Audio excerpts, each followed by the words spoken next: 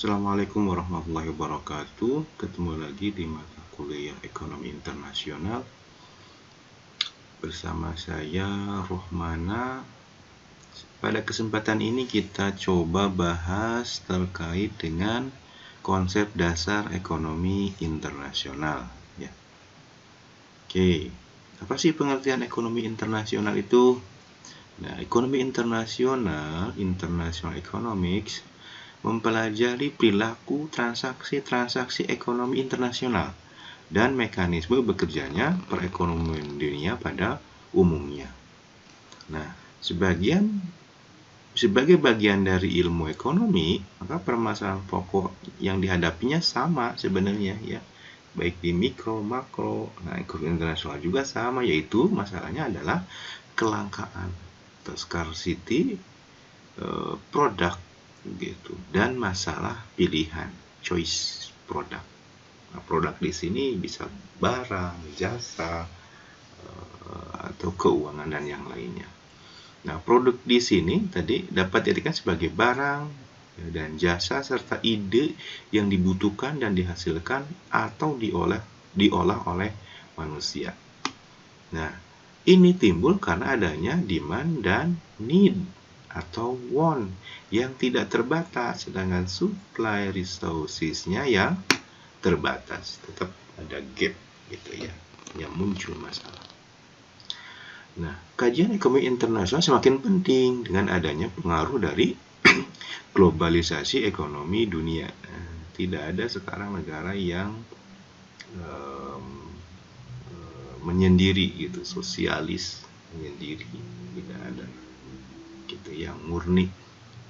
Makanya sekarang semakin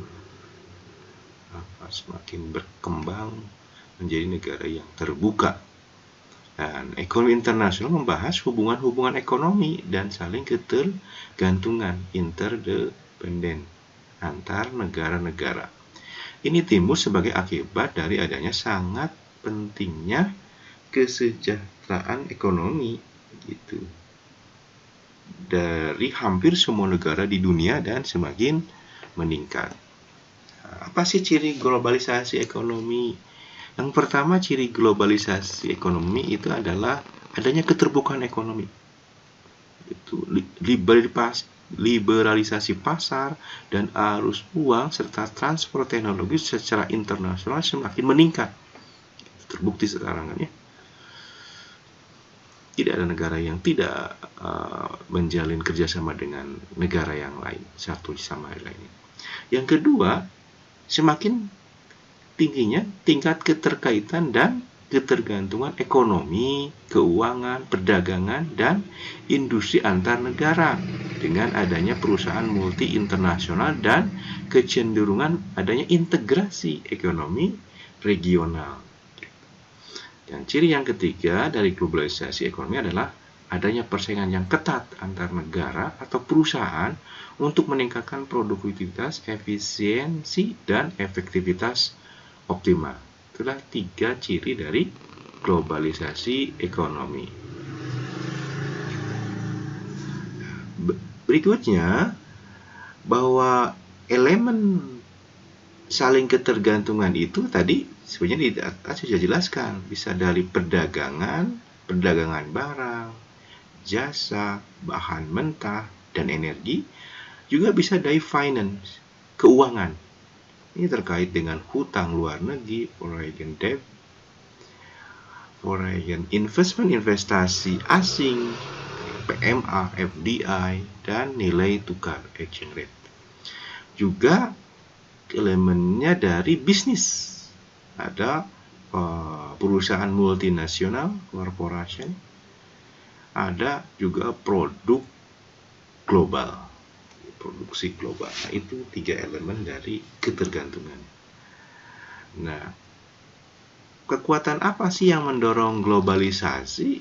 Banyak sebenarnya, tapi bisa kita jelaskan ada 2 misalkan sumber pendorong globalisasi. Yang pertama karena perubahan teknologi, baik di produksi, komunikasi, informasi, dan juga transportasi. Seperti sekarang kan ya, dengan adanya internet gitu, communication and information, dunia akan semakin dekat gitu. Satu negara lain dengan lain kita dalam hitungan detik sudah terhubung gitu. Jadi sangat mendorong adanya globalisasi. Kegiatan ekonomi juga semakin mudah gitu ya dengan adanya teknologi.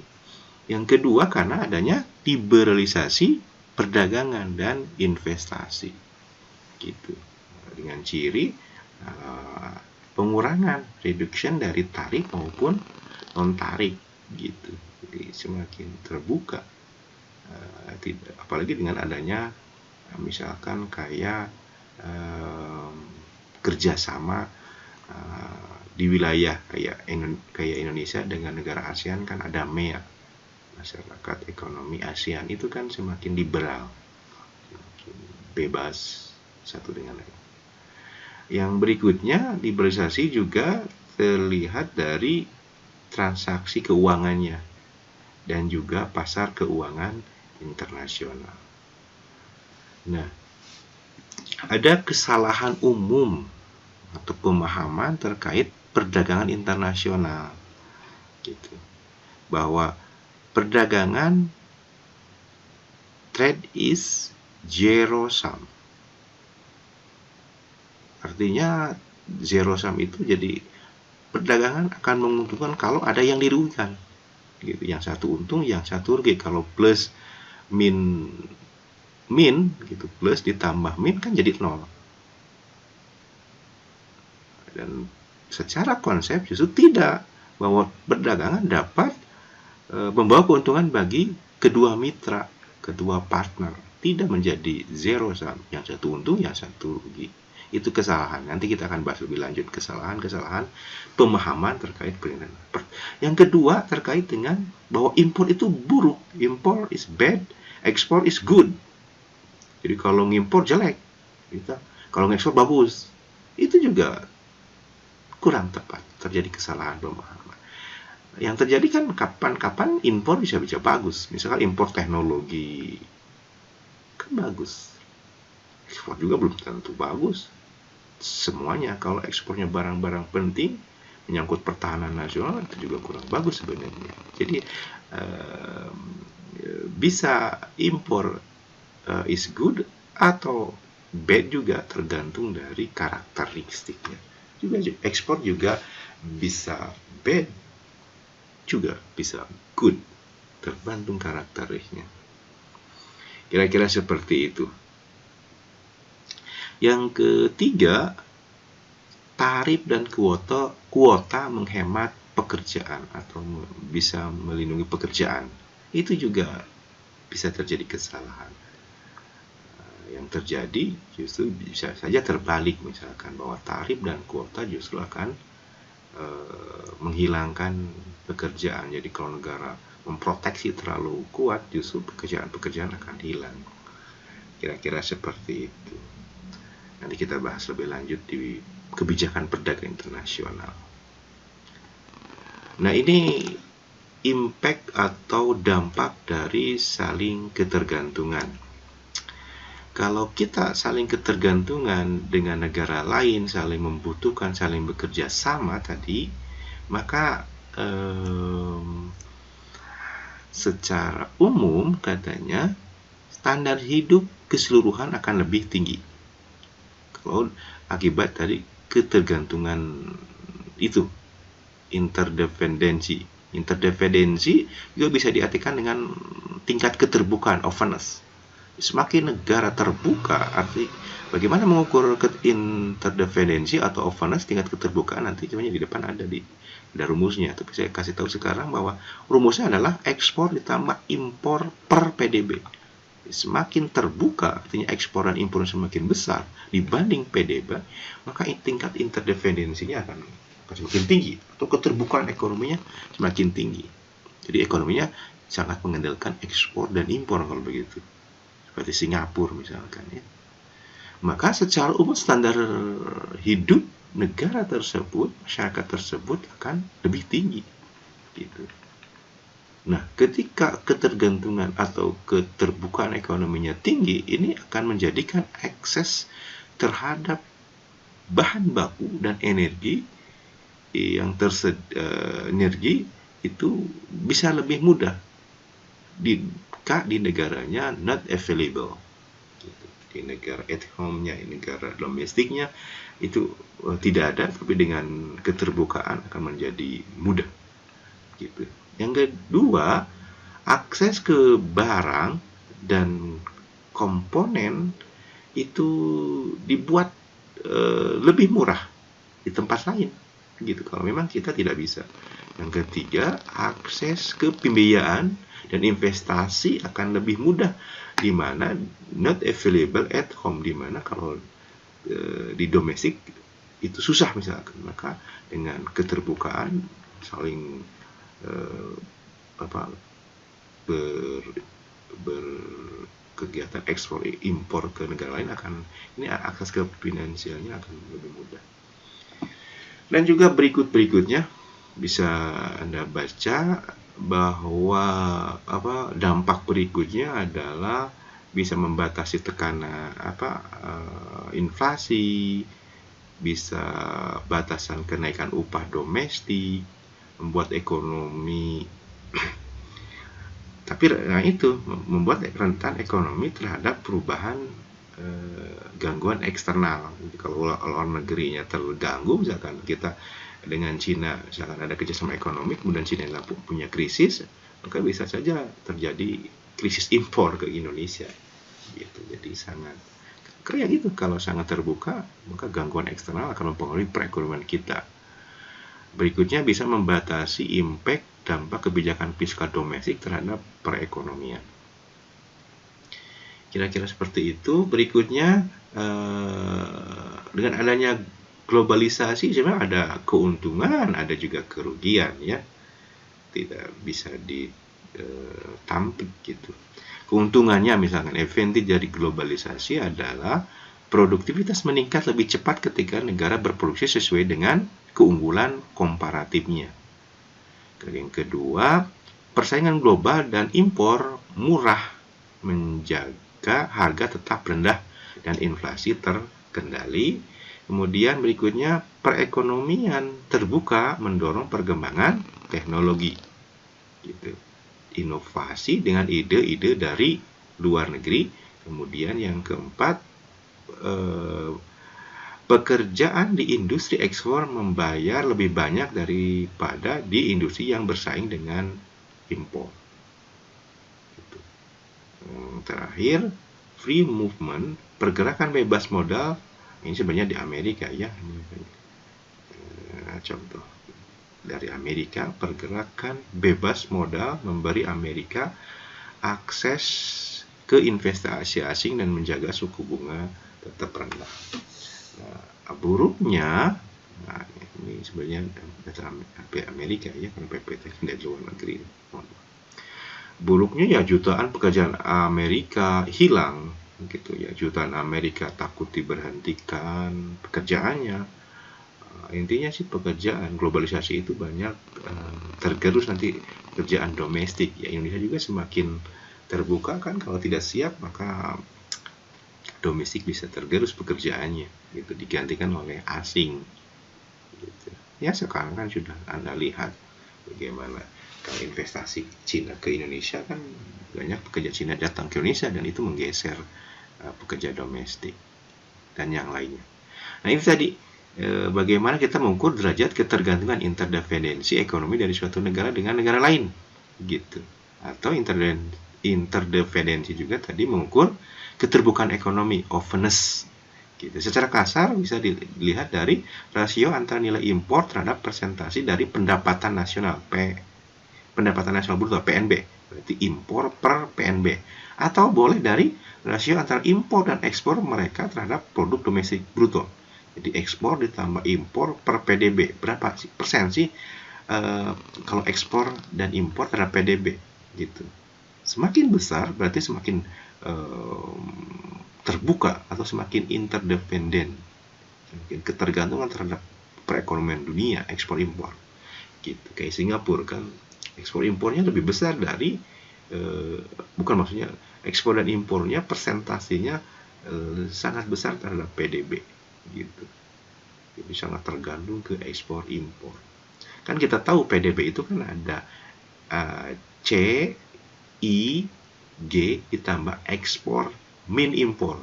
Nah, min impor kalau di PDB, kalau di interdependensi plus PDB gitu. Kalau si PDB-nya komponennya lebih banyak ekspor impor persentasenya, maka dia semakin ketergantungan, berarti semakin terbuka juga, semakin terbuka negara tersebut. Nah, ini ada pertanyaan, mengapa Amerika Serikat kurang menyerahkan diri kepada perdagangan internasional daripada negara maju kecil lainnya atau negara berkembang? Ini dari bukunya Salvatore, Anda lihat tahun 2001, Amerika itu tingkat ekspor impornya relatif kecil sebenarnya ya, dari persentasi terhadap GDP-nya. Sekitar 12-13% impornya, ekspornya ke 10%, tapi negara lain kayak Australia, Inggris, Meksiko, Korea, Belanda, dan Belgia itu sangat tinggi, 80%-an. Itu negara besar, tapi kenapa ininya kecil?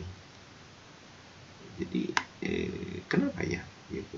Tapi saat bersamaan juga bahwa Amerika Serikat sebagian besar tingginya standar hidupnya itu bergantung kepada perdagangan internasional. Ini jawabannya Anda bisa lihat di buku Dominic Salvatore, karena Amerika itu negara besar gitu. Justru orang lain yang butuh Amerika. Jadi Amerika sudah sumber dayanya sangat mumpuni sehingga tidak terlalu tergantung ke ekspor dan impor. Tetapi saat bersamaan tadi ini standar hidupnya tergantung justru pada perdagangan internasional. Kenapa? Karena ada sebagian produk yang tidak bisa dihasilkan oleh negara Amerika. Makanya dia akan bergantung ke negara lain juga gitu. Bukan seperti itu. Jadi tetap aja perdagangan internasional penting bagi Amerika, walaupun kalau tanpa negara lain pun ini cukup kuat katanya. Bisa dibilang seperti itu. Nah, kita kembali ke definisi ekonomi internasional. Jadi, ekonomi internasional apa sih?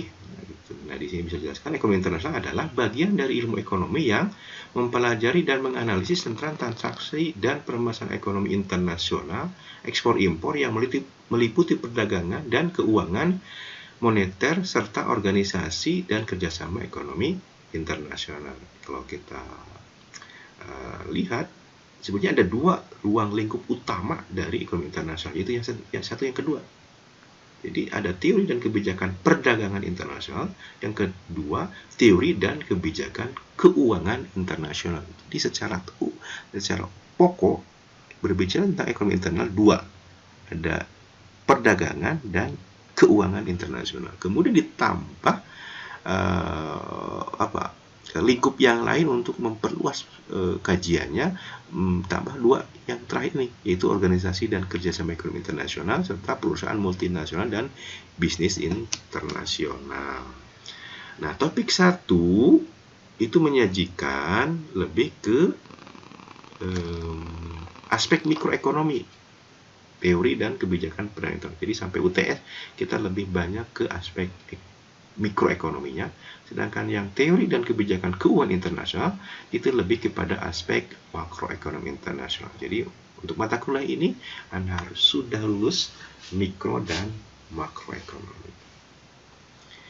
Nah, untuk memahami mata kuliah ini ada konsep-konsep dari mikro dan makro yang harus Anda pahami atau Anda kaji ulang lagi gitu ya, baca-baca lagi. Misalkan nih di mikro Anda harus paham ada kurva permintaan dan penawaran, Isoquan masih ingat tuh, Edgeworth box, Pareto optimum, production frontier PPF, indifferent curve, marginal product of labor, marginal product of capital, consumer and producer surplus produsen, surplus konsumen. Di makro ada permintaan uang dan penawaran uang, ISLM, balance curve gitu, raca pembayaran gitu, expenditure switching, changing, velocity of money, money multiplier. Itu silahkan Anda baca lagi di buku mikro maupun makronya. Apa sih tujuan teori itu? Dan juga teori ekonomi internasional, yang di dalam ekonomi internasional itu pasti ada teorinya. Nah, secara umum ada dua, secara positif dan yang kedua itu secara normatif. Secara positif itu meliputi deskripsi, penjelasan, dan prediksi. Ya, sudah kita banyak bahas di perkuliahan sebelumnya atau di mata kuliah lain-lainnya. Gitu. Kalau deskripsi menunjukkan gambaran atau klasifikasian secara khas dari tingkah laku manusia berdasarkan catatan rinci dari suatu pengamatan ilmiah. Kalau menjelaskan identifikasi sebab-sebab fenomena ekonomi terjadi dan melibatkan penyusunan fakta. Sedangkan prediksi adalah mampu menggambarkan, memahami, dan selanjutnya teori bisa membuat sebuah prediksi, mampu memprediksi bagaimana ekonomi atau berperilaku ekonomi dalam beberapa situasi tertentu. Secara normatif ini berkaitan dengan aspek pengendalian, kontrol yang diimplementasikan dalam bentuk kebijakan ekonomi tertentu sehingga tercapai kinerja. Dan bagaimana kebijakan ekonomi internasional Indonesia gitu. Jadi berbicara apa yang seharusnya, jadi kontrol. Mengapa sih kita harus mempelajari ekonomi internasional? Kita mempelajari ekonomi internasional itu terutama untuk menganalisis pengaruh arus barang-barang internasional, jasa, dan faktor-faktor produksi atas kesejahteraan konsumen dalam negeri. Menganalisis dampak ekonomi dunia ke kita. Ingat, konsumsi merupakan tujuan dari aktivitas ekonomi. Produksi dan pertukaran hanya sarana untuk mencapai tujuan tersebut. Yang kedua, kita ingin meneliti dan meramalkan bagaimana kebijakan-kebijakan nasional yang diarahkan pada pengaturan arus internasional ini mempengaruhi kesejahteraan dalam negeri. Ketiga, sebagai individu dan pemberi suara voter dalam pemilu misalkan, kita perlu mempelajari teori ekonomi internasional agar mampu membentuk pendapat-pendapat yang tepat mengenai keadaan. Kenapa sih negara kita harus banyak impor ini? Dan dengan banyak internasional kita akan jadi paham sehingga kalau dalam pemilu bisa menentukan dengan bijak pilihan karena kita mampu menguasai mindsetnya terhadap perekonomian dunia ini dan juga nasional. Intinya terkait dengan ilmu positif.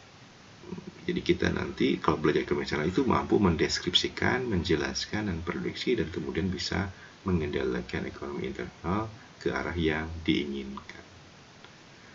Bagaimana kita dapat menerapkan bahwa ekonomi internasional sebagai suatu cabang khusus dari ilmu ekonomi?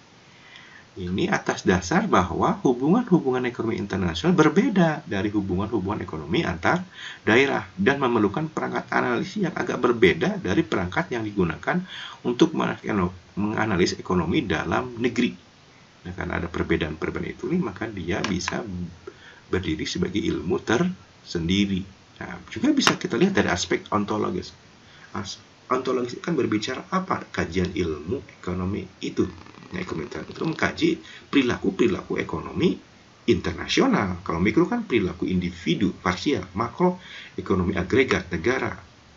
Nah, ontologis itu perilaku ekonomi internasional berkaitan dengan negara lainnya.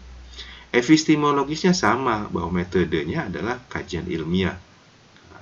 Menggunakan kajian ilmiah yaitu deduksi dan induksi dengan dimulai rumusan masalah, membuat kerangka berpikir, dikaji secara teori, kemudian dicari buktinya, dibuat hipotesis,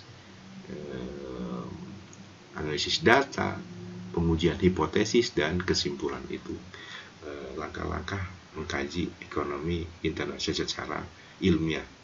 Dan aksiologisnya tadi sudah kita jelaskan, nilai gunanya adalah baik secara positif maupun normatif. Bagaimana hubungan ekonomi internasional itu berbeda dari hubungan ekonomi antar daerah?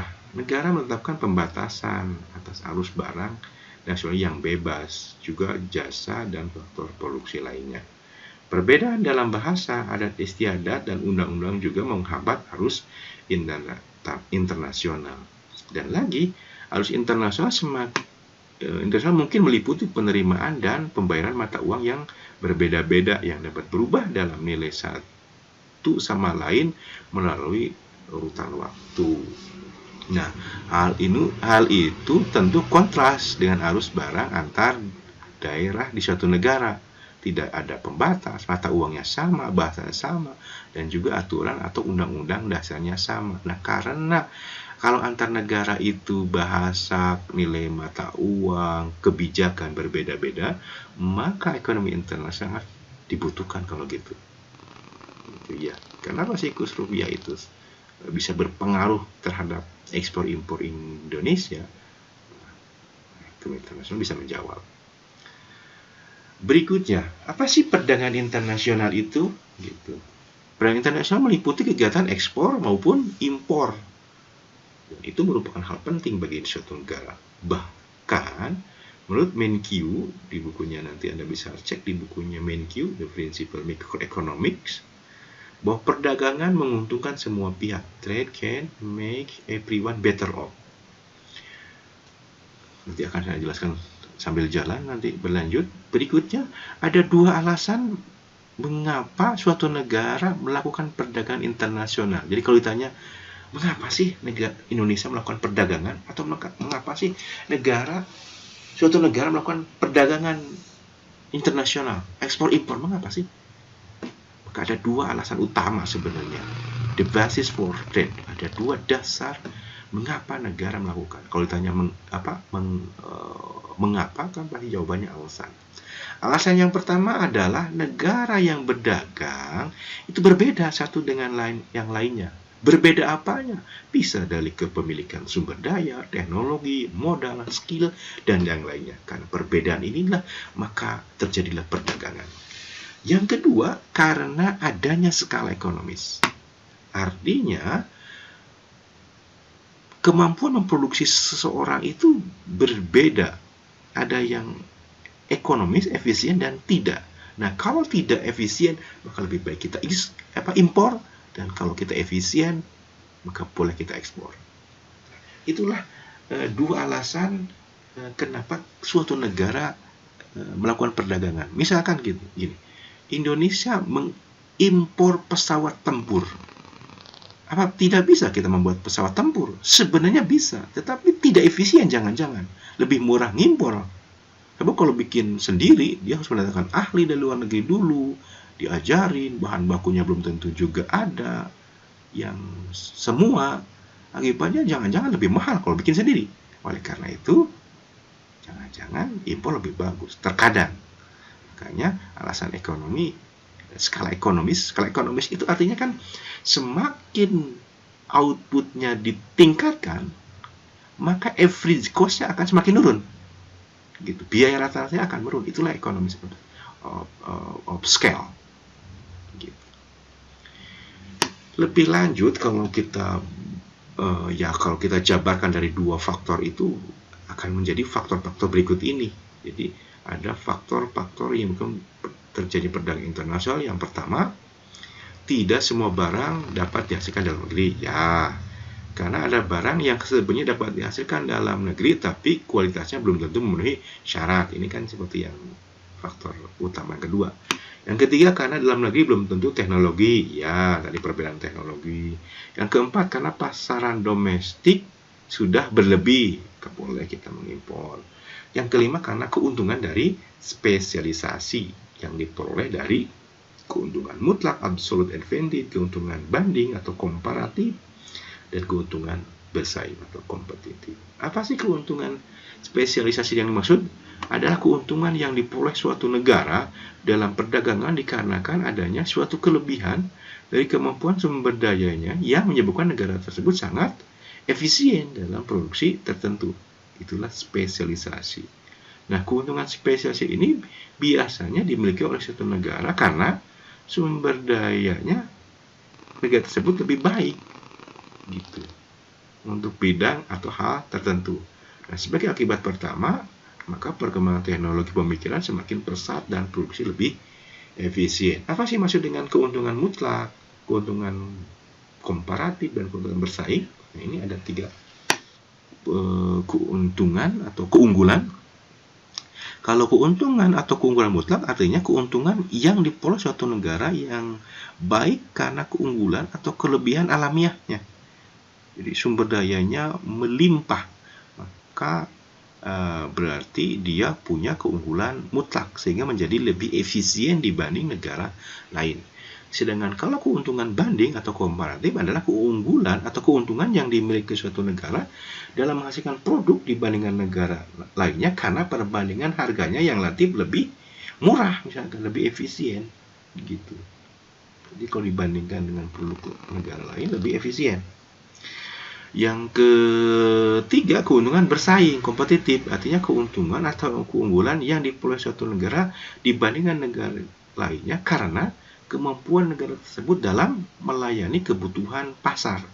Dalam arti, meski semua negara bisa menghasilkan produk yang sama dengan tingkat efisiensi yang relatif sama, tapi dari segi mutu, pelayanan, dan pemasaran lebih unggul dibanding negara-negara lainnya. Jadi ada negara atau orang gitu kan, ada negara yang dia bisa bikin efisien, bisa lebih murah, tetapi belum tentu bisa memasarkan dengan baik, purna jual yang lebih baik, pelayanan yang lebih baik. Makanya pasti keunggulan tiap negara itu pasti bisa saja berbeda sehingga satu dengan lain saling membutuhkan. Nah, ini manfaat perdagangan internasionalnya secara umum ya banyak gitu ya.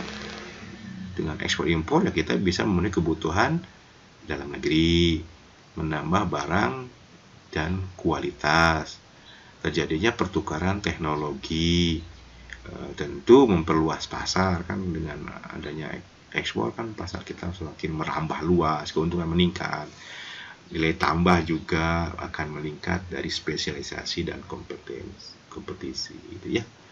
Saya pikir itu.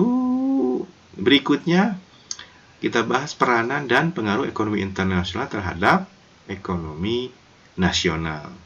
Ini bisa dikaji secara makro maupun dari aspek mikro. Dari aspek makro kita bisa lihat dari sisi supply and demand dan juga dari perhitungan pendapatan nasional.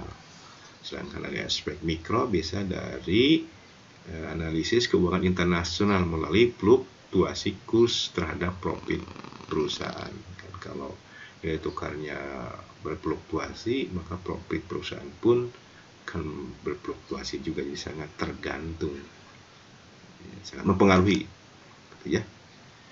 Contoh nih dari sisi supply and demand. Jadi keseimbangan nasional adalah keseimbangan terjadi ketika supply total itu sama dengan supply total sama dengan demand total. Permintaan sama dengan penawaran sama dengan permintaan. Nah, penawaran total itu bisa dari dalam negeri maupun dari luar negeri. Kalau dari dalam negeri itu dari produksi domestik, sedangkan kalau dari luar negeri itu dari impor. Barang domestik dan barang impor itulah penawaran total di negara. Sedangkan permintaannya berasal dari mana? Permintaan bisa dari dalam negeri juga dari luar negeri. Nah, dari dalam negeri yaitu CD itu berarti konsumsi domestik, permintaan domestik. Sedangkan dari luar negeri permintaannya adalah ekspor. Nah, ekspor itu kan menurut kita kan permintaan luar negeri. Nah, permintaan total itu bisa kalau sama dengan penawaran total maka terjadi keseimbangan nasional. Nah, bisa digambarkan secara grafik, itu ada permintaan total dan penawaran total. Tadi dari ekspor dan konsumsi domestik, kalau ini dari impor dan produksi domestik. Terjadilah keseimbangan misalkan di P0 dan Q0. Nah, kalau ada pergeseran baik di penawaran maupun permintaan, itu tentu akan merubah harga dan kuantitas internasional. Contoh misalkan, ini terjadi pergeseran apa ini? Penawaran internasional. Penawaran internasional bisa terjadi karena impor yang banyak. Jadi kalau barang impor membanjiri ekonomi nasional dengan pergeseran ke sebelah kanan ST dari menjadi ST1, maka harga memang semakin murah. Jadi betul, kalau impor meningkat, harga semakin murah dan produk barang akan semakin melimpah. Akan meningkat kan dari Q0 ke Q1. Itu kalau kita terlalu banyak impor. Nah, berikutnya kalau sebaliknya, kalau permintaannya yang meningkat, misalkan ekspor meningkat, konsumsi domestik meningkat, maka Anda bisa lihat di sini, gitu ya. Kuantitas juga bisa meningkat kalau permintaan meningkat, misalkan ekspor meningkat, maka Q-nya menjadi Q2 gitu secara itu, dan harganya bisa meningkat juga gitu. Nah, kalau dua-duanya misalkan ST meningkat ke ST1 dan DT pun meningkat ke DT2, ya bisa saja harganya sama kan, keseimbangannya yang baru kan di sini berarti. Di titik temu yang baru di ST1 dan DT1.